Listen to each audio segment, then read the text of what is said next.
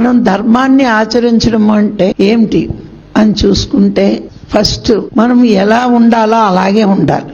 ఎలా ఉండాలి మానవుడు భూమి మీద అన్నది అందరికీ తెలుసున్న విషయమే, కానీ మనం అలా ఉండం. అబద్ధం ఆడకూడదు, ఇది అందరికీ తెలుసున్న విషయమే, కానీ ఆడతాం. అలాగే ఎదుటివాడిని బాధ పెట్టకూడదు, ఇది తెలుసు, బాధ పెడతాం. అంటే ఏమైంది?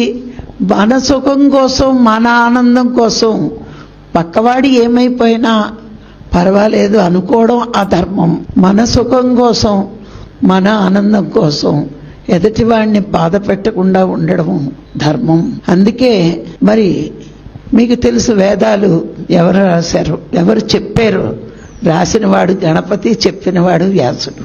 అన్ని శ్లోకాలు 4 వేదాలు అయిపోయాక వినాయకుడు అడిగాడట గణపతిని, అసలు ఇన్ని చెప్పారు కదా, దీని సారాంశం అంతా ఏంటి? 2 ముక్కలు. పరోపకారాయ పుణ్యం, పరపీడనం పాపం.